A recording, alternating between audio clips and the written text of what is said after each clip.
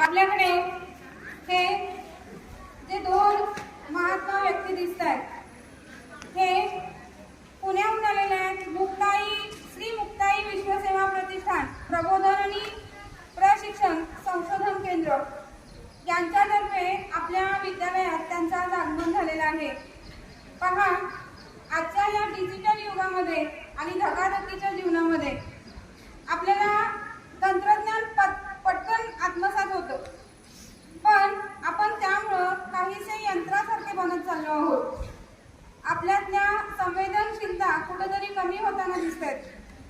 तर याला अध्यात्माची जोड आणि काही मार्गदर्शनाची जोड देण्यासाठी आपल्याकडे आज श्री ज्ञानेश्वर मिडगुले सर पत्रकार आहेत, प्रबोधनकार आहेत, व्याख्याते आहेत. त्याचबरोबर त्यांचे सहकारी भुजबळ सर ही इथे आलेले आहेत. त्या दोघांचं आपल्या विद्यालयात खूप खूप स्वागत. तर मी आपल्या विद्यालयाच्या माननीय मुख्याध्यापिका आलासे मॅडम यांना विनंती करते की आपल्या इयत्ता 5वीच्या विद्यार्थिनींनी बनवलेला गुच्छ देऊन त्यांचं आपल्या विद्यालयात स्वागत करावं. आवटी मॅडम एक फोटो घ्या.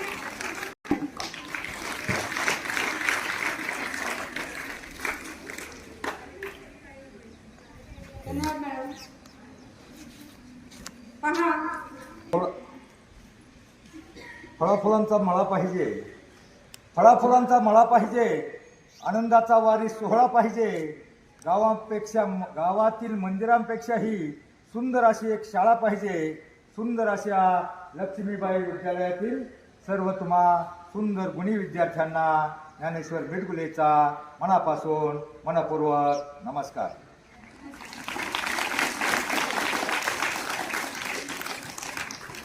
खरं तर मॅडम, आमच्या 70-72 पेक्षा 35ची पिढी हुशार आहे. 35 पेक्षाही ही 10-15-16ची पिढी हुशार आहे. पण भानगड काय झाली, ही जरा जास्तच हुशार आहे. जे चांगलं एक तर त्यांच्यापर्यंत पोहोचत नाही, पोहोचलं तरी डोक्यामध्ये घेत नाही. बघा, संतांचे अभंग आज 700 वर्षानंतरही प्रत्येक गावात कीर्तन, प्रवचन, भजन, हरिपाठ, काकडा गायले जातात. ते आपल्याला ताजेतवाने वाटतात. परंतु डीजेचं, सिनेमाचं, ऑर्केस्ट्राचं गाणं एकच वर्ष फेमस होतं, दुसऱ्या वर्षी गायब होतं. मला सांगा मोठ्या मुलांनो, की 7 वर्षापूर्वी एका बाईचं नाव होतं, ते गाणं फार फेमस झालं. ती बाई दिसली का तुम्हाला परत?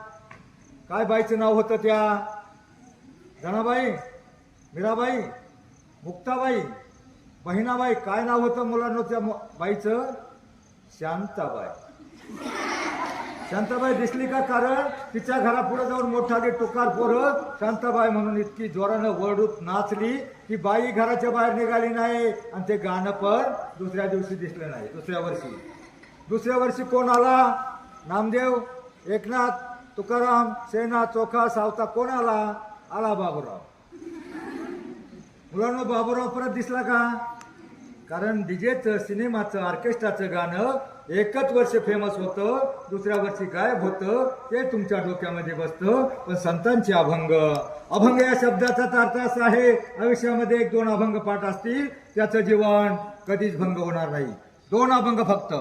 एक हरिपाठामध्ये 38 नंबरचा अभंग आहे. कारण आपला समाज, आमच्या लेकीबाळी, आमच्या महिला माता भगिनी सुरक्षित आहेत फक्त 2च विचारावर. एक संतांचे विचार आणि दुसरे शिवरायांचे. कारण जगावं कसं आम्हाला छत्रपती शिवरायांनी शिकवलं. मरावं कसं हे शंभूराजांनी शिकवलं. आणि वागावं कसं हे संत समाज सुधारकांनी शिकवलं. कारण भडका उडाला सगळीकडे, आत पसरली. आजकाल बघा, 3 वर्षाच्या मुलीपासून ज्येष्ठ महिला सुरक्षित नाहीत. का? तर आपल्यातले जे विकार आहेत, विकृती आहेत, त्या वाढत चालल्यात. आणि का वाढत चालल्यात? आपल्यामध्ये संस्काराचा अभाव निर्माण होत चाललाय. ज्ञान, विज्ञान, प्रगती, तंत्रज्ञानाचा जमाना असला तरीही कुठेतरी माणसावर असं काही संस्कार हवेत की जे आपल्याला माणूस म्हणून जगण्याची संधी देईल. बघा, माणसांची गर्दी झाली. जगामध्ये माणसांची गर्दी झाली, गर्दी तर माणसांच्या माणूस शोधतो मी, इथं माणूस सापडायला कठीण झालाय. कारण सगळी माणसातली माणुसकी, माणूस पण मरायला लागलाय. यह भी नहीं कोई देवता ना इंसान ना भगवान मर गया. यह भी नहीं कोई देवता ना भगवान मर गया. नेता शहनशाह ना सुलेमान मर गया. हिंदू मरा ना कोई मुसलमान मर गया. इतनी सी बात है, एक इंसान मर गया. आणि हा माणूस आपल्यातला मरत चाललाय. हा माणूस जिवंत करायचा असेल, बघा अनेक युग झाले, 4 युग. पहिलं युग त्रेतायुग, त्या युगामध्ये देव आणि राक्षस. देव आहे का नाही मुलांनो? आहे ना. देव आणि राक्षस एकाच वेगवेगळ्या जगामध्ये राहत होते. देवलोक वेगळा होता, राक्षस लोक वेगळा होता, दानव लोक वेगळा होता, देवलोक वेगळा होता. त्यांच्यानंतर आलं सत्ययुग. सत्ययुगामध्ये देव आणि राक्षस एकाच लोकामध्ये, भूलोकामध्ये, पृथ्वीवर राहत होते. म्हणजे राम अयोध्येमध्ये, राक्षस श्रीलंकेमध्ये. त्याच्यानंतर आलं द्वापार युग. द्वापार युगामध्ये देव आणि राक्षस एकाच वाड्यामध्ये, एकाच भावकीमध्ये, एकाच घरामध्ये राहत होते. म्हणजे कौरव आणि पांडव, दुर्योधन दुशासन आणि धर्मराज युधिष्ठिर आणि बाकीचे भावंड. म्हणजे आणि आत्ताचं कोणतं युग आहे? कोणतं? या कलियुगामध्ये मला सांगा, देव आणि राक्षस कुठे राहत असतील?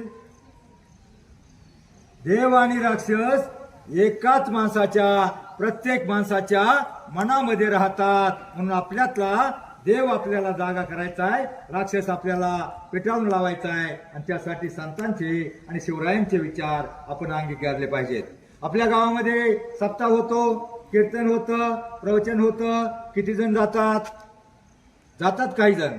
कधी जातात? एखाद्या वेळेला सुट्टी असली, काल्याचं कीर्तन झाल्याच्या नंतर कशाला जातात?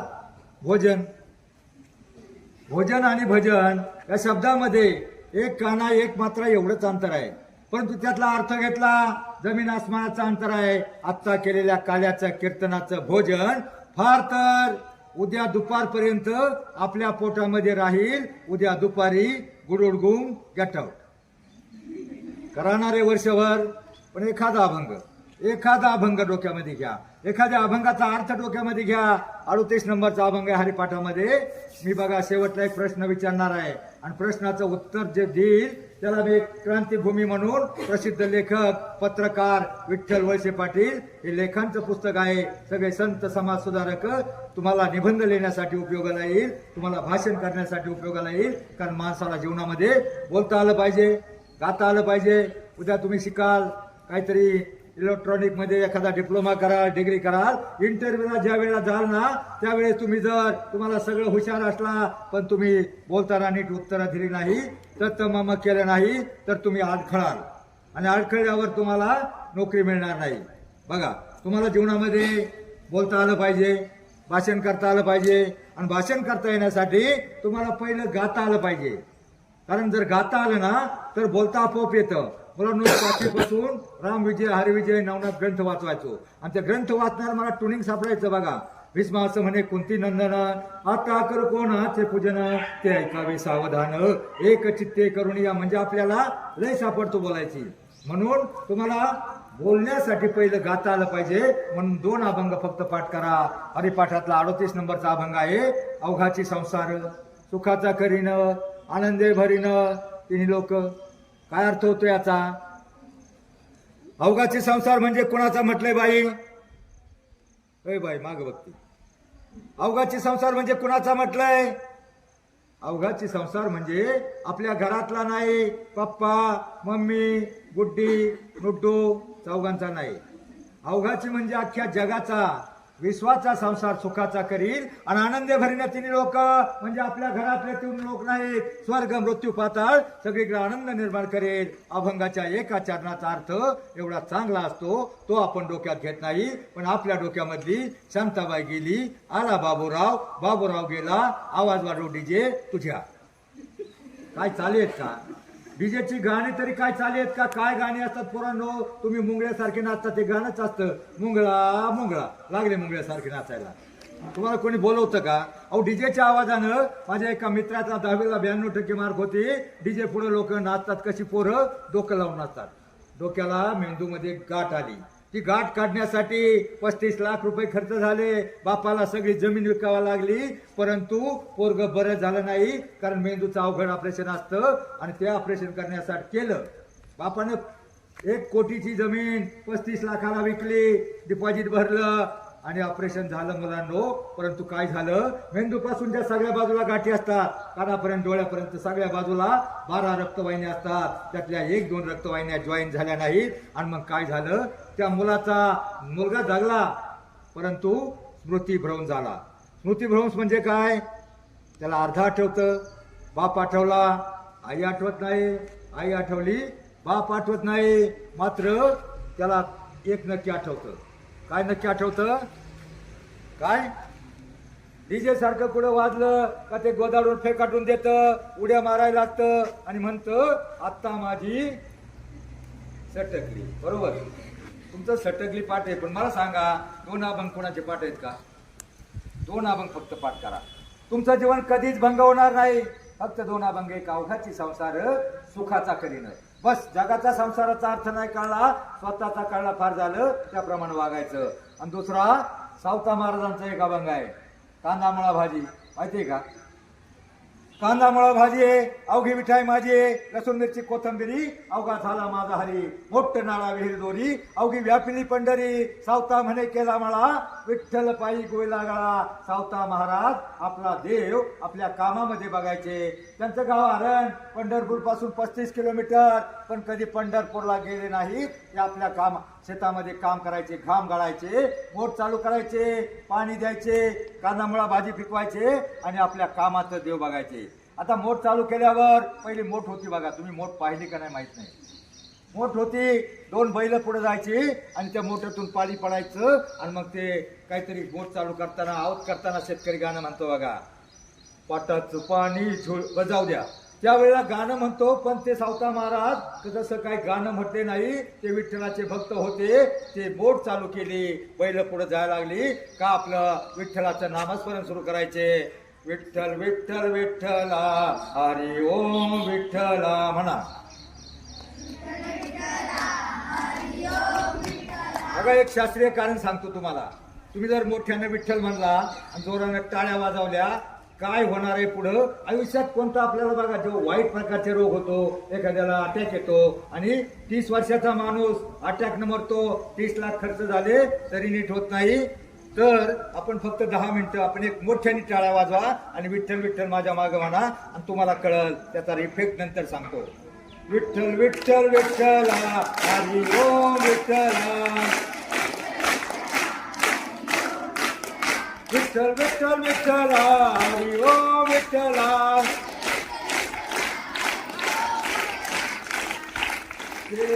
एकदम सावकाश नाही, जोरात टाळ्या वाजवा. मुलांनो, मी तुम्हाला कारण सांगतो, जोरात वाजवा. विठ्ठल विठ्ठल जय हरी विठ्ठल, विठ्ठल विठ्ठल विठ्ठल विठ्ठल, विठ्ठल विठ्ठल विठ्ठल विठ्ठल, विठ्ठल विठ्ठल विठ्ठल विठ्ठल. या लाईनच्या मुलांनी जोरात टाळ्या वाजवल्या बघा.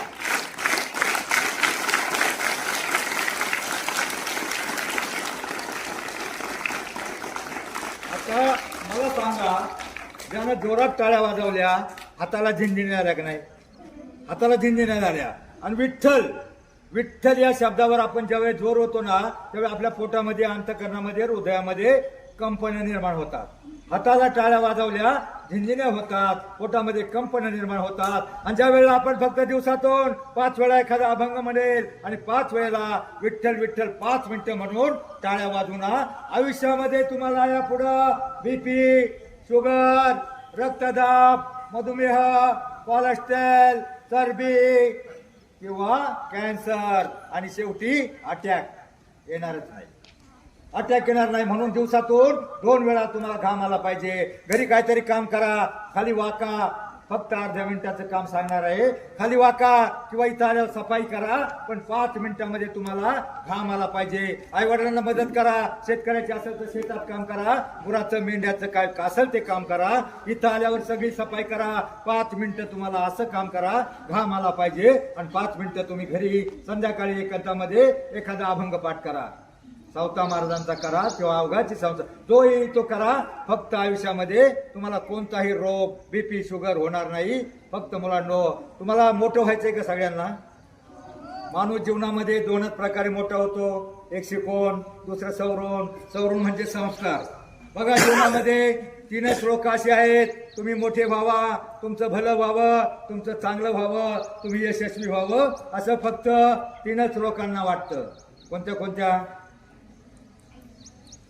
कोणत्या 3 लोकांना? कोण? आई, वडील आणि गुरु, शिक्षक. 3 लोकांना. म्हणून त्यांच्या आयुष्यामध्ये जर ऐकलं ना, तुम्हाला कधी तुम्ही यशस्वी होणार नाही. जर शिक्षकांनी सांगितलं आग्रहपाठ होमवर्क करा, सगळं जर तुम्ही त्यांच्या मनाप्रमाणे वेळेवर केलं, तुमच्यातला प्रत्येक जण मोठा होऊ शकतो. आणि दुसरं मला सांगा, तुम्ही देवाला मानता का? देवावर विश्वास आहे तुमचा? मला सांगा, तुमचा स्वतःवर विश्वास आहे का? तुमचा जर देवावर विश्वास असेल, तर देव देईल, याच्यामध्ये तुम्ही खुश राहाल. परंतु तुमचा जर स्वतःवर विश्वास असेल, तर तुम्हाला हवं जे पाहिजे ते त्या देवाला द्यावंच लागेल. म्हणून स्वतःवर विश्वास निर्माण करा. मला हे बनायचंय म्हणल्यावर तुम्ही नक्की बनाल. देवानं आपल्याला कोणता रंग द्यायचा, देवानं आपल्याला कोणत्या घराण्यात जन्म द्यायचा आणि आपल्याला कोणत्या शाळेत प्रवेश मिळायचा हे आपल्या हातामध्ये नसतं. पण जन्मल्यानंतर तो महत्वाचा प्रवास शिकून सवरून कसं मोठं व्हायचं नक्की आपल्या हातामध्ये आहे. बघा, बऱ्याच वेळा मुलांना असं वाटतं, अरे आम्ही गरीबाचे, आम्ही कमी हुशार, मी बुटका, मी काळा, मी कसा मोठा होणार? प्रत्येक जण मोठा होणार. मुलींनो, आपल्या भारताच्या राष्ट्रपती काय नाव त्यांचं? काय नाव? द्रौपदी मुर्मू. कलर गोरा आहे का? मग कलर कोणता देवानं द्यायचा? आपल्या हातात नाही. मला सांगा, कोणत्या जाती जन्मल्या? मागास समाजामध्ये जन्मलेली एक मुलगी 6व्या वर्षी आई वडील खदानीमध्ये गाडले गेले, अनाथ झाली, अनाथ आश्रमात शिकली. आणि मुलींनो, ती त्यावेळेला इतकी मन लावून शिकली. मन लावून का शिकली? तर त्यावेळेला मोबाईल नव्हता, TV नव्हता, म्हणून तिनं मन 100% अभ्यासात लावलं. आणि मग मास्टर डिग्री नंतर तिच्याकडे 6 डिग्री आहेत. तिला राष्ट्रपती बनवला. तर तिची जात पाहून नाही, तिचा कलर पाहून नाही, तिचा टॅलेंट पाहून आणि तिच्या डिग्र्या पाहून. तुम्ही कोणत्या जाती जन्मला याला महत्व नाही. आता मुलींची गर्ल्स हायस्कूल आहे, मुलींसाठी सांगतो. तुम्ही एक नाव ऐकलंय का? पी.टी. उषा. पी.टी. उषा नाही ऐकलं? कोण होती? धावपट्टू एकदम बनली का ती अचानक? अहो, तिला शाळेचा एवढा कंटाळा, 7वी पर्यंत 15 दिवस गायब, 15 दिवस शाळेत यायची, शाळा शिकायची नव्हती. ही पोरगी काय येत नाही म्हणून 25 वर्षापूर्वीची गोष्ट आहे. ही पोरगी शाळेत काय येत नाही म्हणून मुख्याध्यापकानं शिक्षकाला पाठवलं. त्यावेळेस मोटरसायकल नव्हती, सायकलवर निघाले, तिच्या घरी पोहोचले. मुलगी घरी नव्हते, शरणाकडे गेले होते. आणि मग तिनं पाहिलं, त्या डोंगराच्या कडेला, सडकेच्या कडेला मुलगी उभी होती. गुरुजी सायकलवर जायला लागले. सायकलवर जात असताना त्या मुलीनं पाहिलं, अरे गुरुजी आले. गुरुजी आल्यावर जी ते घेऊन चिंगाट पळाली, वाऱ्यासारखी पळाली आणि डोंगरावर जाऊन बसली. गुरुजी म्हटले, आता आपली सायकल डोंगरावर पोचणार नाही. पण गुरुजी दुसऱ्या दिवशी सकाळी त्या मुलीच्या घरी आले. त्यावेळेला मागे गेले, सकाळ मुलीच्या घरी आले. तिच्या वडिलांना म्हटले, मुलीला पाठवा शाळेत, मुलीला शाळेत पाठवा, आम्ही तिचं करिअर घडवू शकतो. मग त्या मुलीला पालक घेऊन आले. दुसऱ्या दिवशी त्या मुलीमध्ये जे गुण होते ना, शिक्षकांनी हेरले होते. दुसऱ्या दिवशी असं मोठं ग्राउंड होतं, त्या ग्राउंडवर स्पर्धा घेतली. लांब उडी, उंच उडी आणि रनिंग, 3 स्पर्धा घेतली. मुलांनो, त्या 3ही स्पर्धेमध्ये त्या मुलीनं 10वीच्या मुलीपेक्षा फर्स्ट आली, पहिला नंबर आला. 10 रुपये बक्षीस मिळाले. किती? 10 रुपये म्हणजे त्यावेळेला 200 रुपये झाले. आणि मग ती मुलीला फार खुशी आली. तिला अभ्यासाची गोडी लागली. गोडी कुणासारखी लागली? तुम्ही मीराबाई नाव ऐकलंय का? फक्त शांताबाईच ऐकलंय? मीराबाई कोण होती? कोण होती? संत मीराबाई, श्रीकृष्णाची भक्त. तिला बघाय, तुम्ही 2 ओळी मागं म्हणायच्या आणि त्याचा अर्थ काय आहे तेवढा डोक्यात घ्यायचा आणि त्याप्रमाणे वागायचं. बघा, मीराबाईचं एक भजन होतं, जैसी लागी लगन. माग म्हणा, जैसी लागी लगन मेरा हो गई मगन वो तो गली गली हरि गुण गाने लगी. काय अर्थ झाला याचा? जशी लागी लगन म्हणजे मीराबाईला श्रीकृष्णाच्या भक्तीची एवढी आवड एवढी गोडी निर्माण झाली होती. तशी गोडी जर तुम्हाला अभ्यासाची निर्माण झाली आणि मीरा हो गई मगन म्हणजे मीराबाई श्रीकृष्णाच्या भक्तीमध्ये एवढी लीन तल्लीन मग्न झाली होती, तशी तुम्ही अभ्यासामध्ये मग्न झाला तर जगातली कोणतीही शक्ती अगदी चीन पाकिस्तान सुद्धा तुम्हाला मोठं होण्यापासून रोखू शकणार नाही. असं होणार आहे का? असं होणार आहे का? एखादा चीनचा सैनिक येईल, पाकिस्तानचा आतंकवादी म्हणाले बाळ्या नाळ्या शेंबोर तळ्या बाळ्या घालू का गोळ्या लय अभ्यास करून कॅप्टन होऊ नको लेफ्टनंट होऊ नको म्हणणार आहे का? जगातली कोणतीही शक्ती तुम्हाला मोठे होण्यापासून रोखू शकत नाही. पण काही शत्रू आहेत ते तुमच्या आतमध्ये आहेत. कोणते कोणते शत्रू आहेत तुमच्या आतमध्ये? टिंबटिंबा सगळ्यात मोठा शत्रू. आळस कंटाळा नाही अभ्यास केला तर काय मॅडम थोडंसं रागावतील. मुलींना तुमच्या माहितीसाठी सांगतो, मॅडमचं काय बिघडणार नसतं. आतले शत्रू यांना बाहेर काढा. आणि दुसरं भयंकर डेंजर महाविघातक असे काय तुमचे दुश्मन आहेत. दुश्मन म्हणजे शत्रूपेक्षा डेंजर. पण ते दुश्मन तुम्हाला फार आवडतात. तुमचे जानी दुश्मन आहेत. जानी म्हणजे जीवापेक्षाही प्रिय. अभ्यास गृहपाठ होमवर्क सोडून तुम्ही 8 ते 8:30 8:30 ते 9 त्याच्या पुढं अभ्यास गृहपाठ राहिला बाजूला टोळू टोळू बघत असता आणि म्हणता तुझ्यात जीव रंगला. काय मालिका निघाल्यात. शिक्षिका एवढी भोळी असते का? काही मालिका काढतात. आणि मग त्या टीव्ही मध्ये काय शिकवलं जातं? त्या बाईनं त्या बाईची कोडी कशी करायची. खलनायक कोण असतं? आगडबंब असतात का रावणासारखे? पहिले असायचे. आता 2 खलनायिका बायांना बनवले. आणि संसार कसा फोडायचा, कुटुंब व्यवस्था कशी बर्बाद करायची एवढं शिक्षण. टीव्ही आल्यापासून आपले 40 घरातलं एका कुटुंबात असायचे सगळे विभक्त झाले. का तर टीव्हीतून शिकले बायांकडून कशी खोडी करायची. नका बघू मालिका. एखादी मालिका नक्की बघा. एक मालिका होती बघा. कोणती मालिका? स्वराज्य रक्षक संभाजी देवधर्मान देशासाठी प्राण घेतले हाती सुरामी सरदार आम्हाला काही कुणाची भीती जगून मारावं मरून जगावं हेच आम्हाला ठावं. 39 दिवस आमच्या राजाला त्या औरंगजेबानं हाल हाल करून मारलं. त्या औरंग्याचं पुढे भारतात खडग सुद्धा नाही. पण आमच्या राजांचे प्रत्येक वर्षी जयंती पुण्यतिथी साजर होते. तर मी काय सांगत होतो?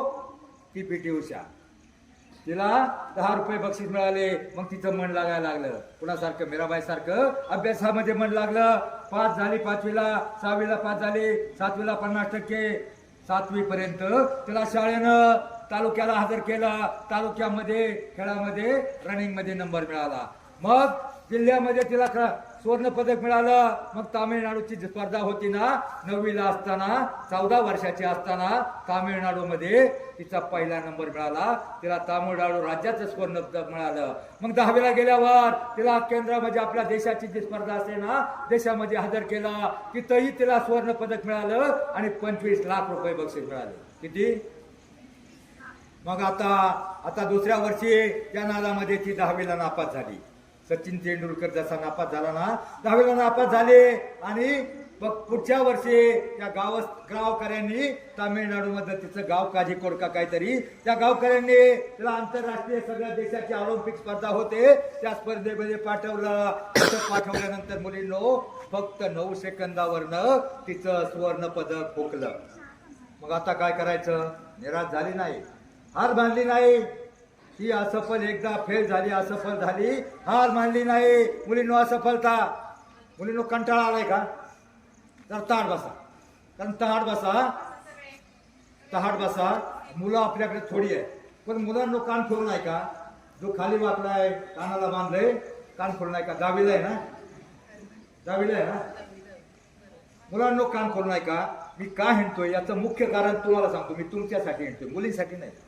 कारण काय मॅडम, आपल्या देशामध्ये एवढी प्रदूषण झाले. एक प्रत्येक गावामध्ये 10 ते 12% मुलांची लग्न होत नाही. आणि ती मुलं कोणती? आत्ता जी नीट करत नाहीत 10वी 12वीच्या आत फायबल होतात, पुन्हा तरी पुढाऱ्याच्या मागं इलेक्शनला 2 महिने फिरतात, खाऊन पिऊन बिघडतात, कुठेतरी डीजे लागला का डीजे पुढे नाचायला जातात आणि एका दिवसात बिघडतात. तुमच्या आई वडिलांना तुम्हाला घडवण्यासाठी बालवाडी, अंगणवाडी, हायस्कूल, कॉलेज 20 वर्ष लागतात. तेच तुम्ही एखाद्या पुढाऱ्याबरोबर एका दिवसात एका डीजे समोर नाचून एखाद्या बेवड्याच्या नादानं एका दिवसात बिघडू शकता. आणि एकदा बिघडला त्याला करिअर केलं नाही, नोकरी कशी लागणार, आणि नोकरी नाही मिळाली तर छोकरी कुठून मिळणार. तुम्हाला माहिती आहे टीव्हीला बातमी होती 2 वर्षापूर्वी 30 ते 35 वर्ष झाले मुलांची लग्न झाली नाहीत. त्यांनी सोलापूरच्या कचेरीवर मोर्चा काढला होता. टीव्हीला बातमी पाहिली असेल मॅडम. आणि त्या मोर्चा काढला. कलेक्टर काय बोंब मारणार आहे का? कलेक्टर पुढे त्याने गेटच उघडलं नाही. गेट उघडलं नाही म्हटल्यावर कलेक्टरने गेट उघडलं नाही. आणि मग ही जी 5-6 पोरं होती 30-35 वर्षाची ती तिथं होऊन धिंगाणा करायला लागली, धिंगाणा घालायला लागली, गेटवर नाचायला लागली, ओरडायला लागली, आम्ही लग्न आडू, आम्ही लग्न आडू. गाईला झालंय शिंगरू आणि म्हशीला झालाय होळू, काहीतरी आहे ना ते. आता मला सांगा तो कलेक्टर काय बोंब मारणार आहे का? तुम्ही आत्ता नीट करिअर करा. मुलांना मला माहिती आहे तुम्ही राष्ट्रपती नाही होऊ शकणार. तुम्ही APJ अब्दुल कलाम यांनी जयसिंग किंवा राष्ट्रपती नाही होऊ शकणार, परंतु कमीत कमी आयुष्यामध्ये तुम्ही पती व्हावं यासाठी माझा प्रयत्न आहे. म्हणून जरा कान खोलून ऐका. म्हणून नीट आता मीराबाई प्रमाणे मन लावून अभ्यास करा. 1 मिनिटाचं काम आहे. मला सांगा तुम्ही देवाच्या घरून निघताना देवाच्या किती जण पाया पडून येता? एकही नाही. काही अडचण नाही. ज्याला नाही टाईम मिळाल, शाळेला उशीर होतोय, पडत असले त्यांनी पडा, नका पडो. फक्त आता माझा एक प्रश्न आहे का, तुम्ही घरून निघताना जी आई तुम्हाला डबा बनवून देते, जो बाप तुम्हाला पैसे कमवून देतो, शाळेसाठी जी फी लागते ती देतो, घरून निघताना आईच्या वडिलांच्या किती जण पाया पडून येतात? हात वर करा. धन्यवाद. 10, 15, 20% तरी येतात. धन्यवाद. पण मला आता हात खाली करा. मुलांना सगळ्यांना मोठं व्हायचंय ना, एक काम करा. अर्धा मिनिट लागतो पाया पडायला. बाई किती मिनिटं लागतात पाया पडायला बापाच्या आईच्या? किती मिनिटं? 2 मिनिटं. 2 मिनिटं नाही, अर्धा मिनिटं, 10 सेकंद. फक्त घरून निघताना आई किंवा वडील जे असतील ना त्यांच्या पाया पडा आणि मग शाळेमध्ये या. आणि मग तुम्हाला 8 दिवसानंतर पेट बघा. 8 दिवस बघा.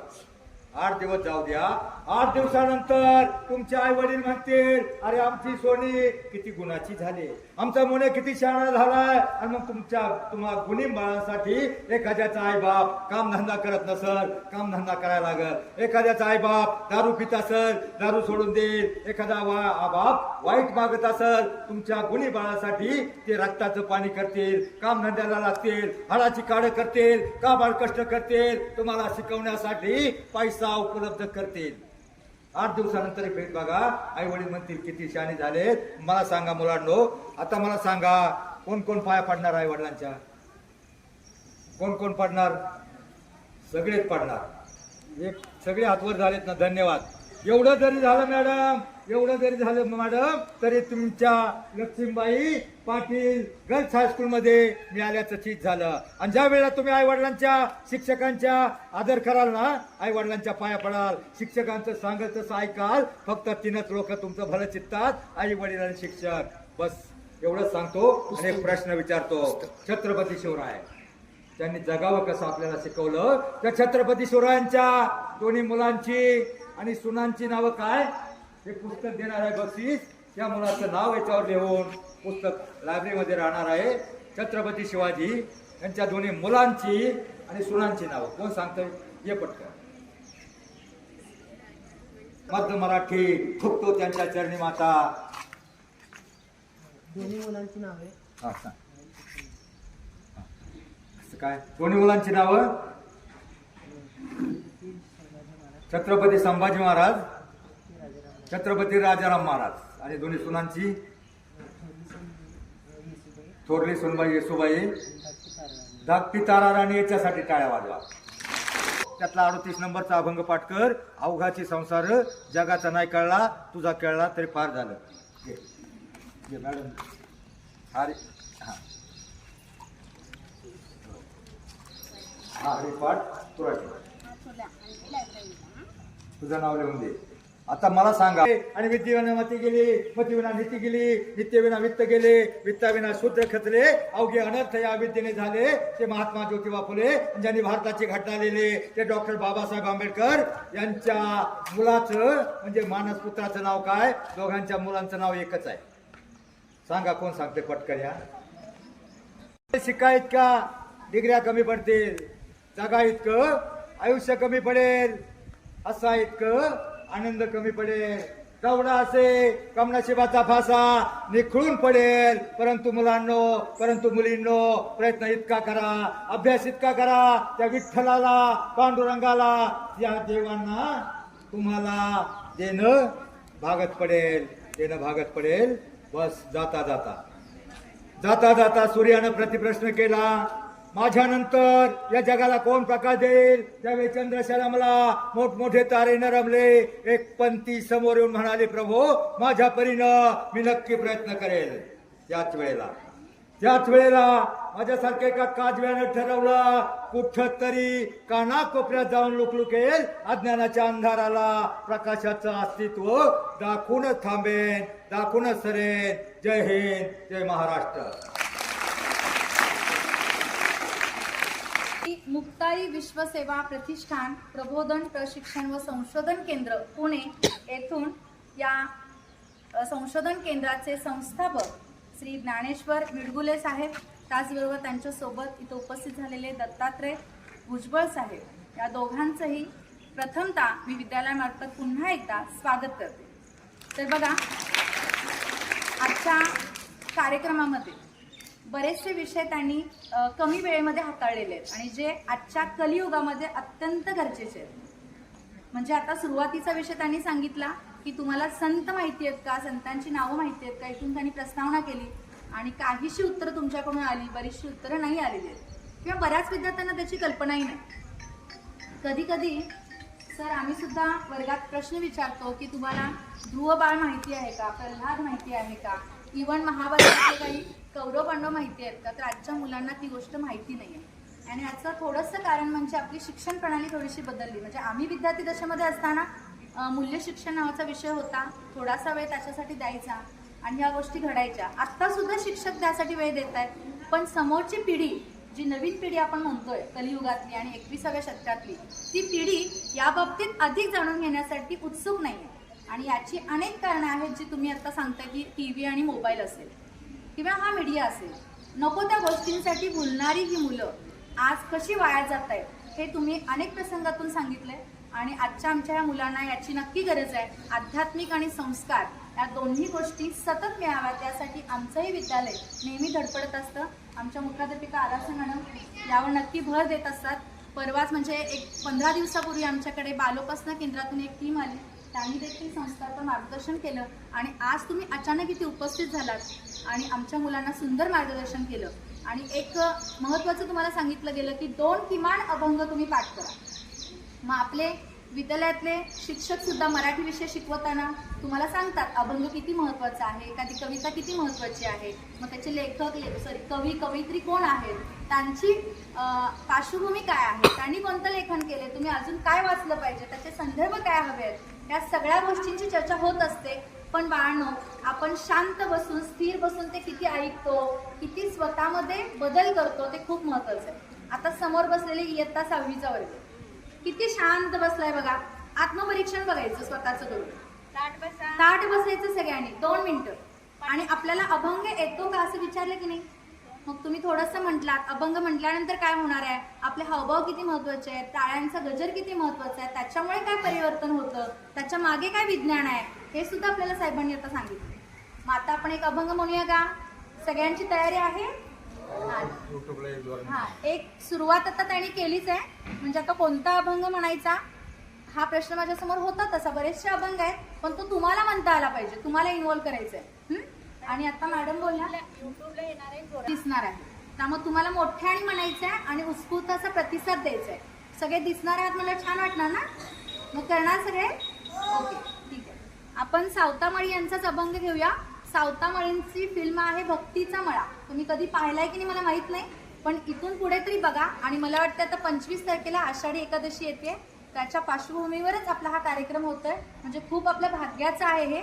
आपण सगळे भाग्यवान आहोत. तर हा अभंग सुद्धा आषाढी एकादशी निमित्त होऊन जाईल. ठीक आहे. हा, तर घेऊया. मी सांगते तसं म्हणायचं. टाळ्यांच्या गजराचे सगळे ताट बसा. हरी विठ्ठल जय जय विठ्ठल जय हरी विठ्ठल जय जय विठ्ठल जय हरी विठ्ठल जय जय विठ्ठल जय हरी विठ्ठल जय जय विठ्ठल. म्हणा सगळे म्हणा. जय हरी विठ्ठल जय जय विठ्ठल जय हरी विठ्ठल जय जय विठ्ठल जय हरी विठ्ठल जय जय विठ्ठल जय हरी विठ्ठल जय जय विठ्ठल जय हरी विठ्ठल जय जय विठ्ठल जय हरी विठ्ठल जय जय विठ्ठल. अवघी विठाई माझी कांदा पोळा भाजी म्हणायचंय. अवघी विठाई माझी. परत म्हणा मोठ्या. कांदा पोळा भाजी अवघी विठाई माझी. अवघी विठाई माझी. अवघी विठाई माझी. अवघी विठाई माझी. अवघी विठाई माझी. कांदा पोळा भाजी अवघी विठाई माझी. जय हरी विठ्ठल जय जय विठ्ठल जय हरी विठ्ठल जय जय विठ्ठल. मोठ्याने म्हणायचंय.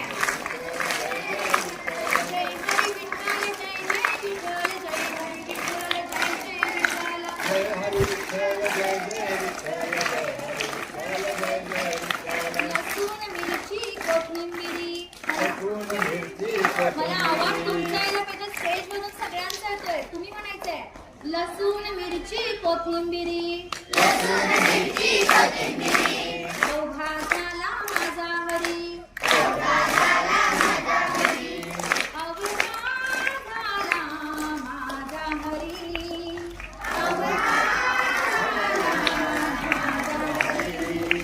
लसूण मिरची कोथिंबिरी.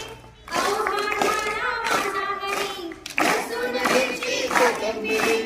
अवघा झाला माझा हरी. जय हरी विठ्ठल जय जय विठ्ठल जय हरी विठ्ठल जय जय विठ्ठल. लागायचं नाही ना. जय जय विठ्ठल. शेवटचं घेऊया. चला ना, सगळं नको. मोठ नाडा विहीर दोरी. अवघी व्यापली पंढरी. अवघी व्यापली पंढरी. अवघी व्यापली पंढरी.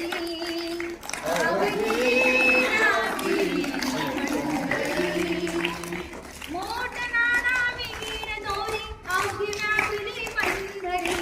मोठ नाडा विहीर दोरी. अवघी व्यापली पंढरी.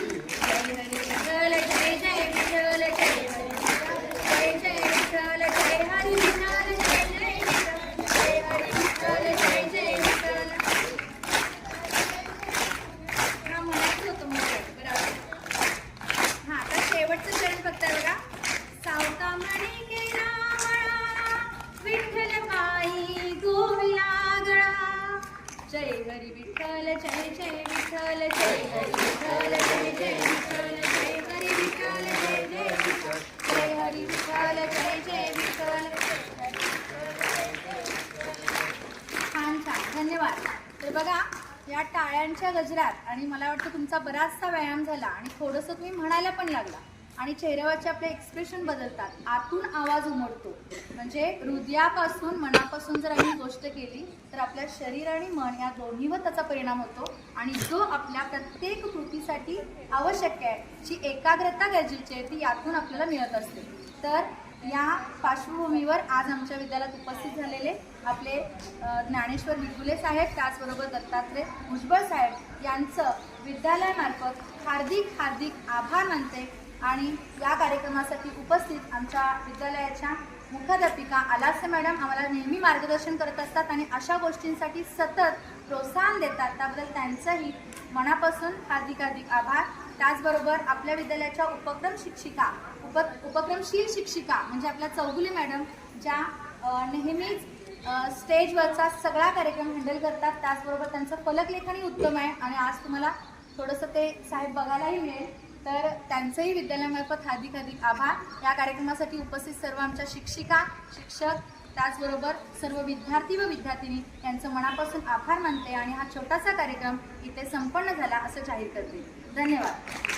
आता पुढे मधील Laxmibai Patil girls high school and junior college Ashadhi Ekadashi निमित्त या रस्त्यानं जात असताना ह्या शाळेमध्ये भेट दिली आणि ह्या बोर्डवर ज्यांनी सुंदर अशा अक्षरामध्ये कार्यक्रमाचं टोटल रूपरेषा लिहिली त्या मॅडम, त्या सुनीता चौगुले मॅडम यांनी ह्या बोर्डवर हे अक्षर लिहिलेलं आहे.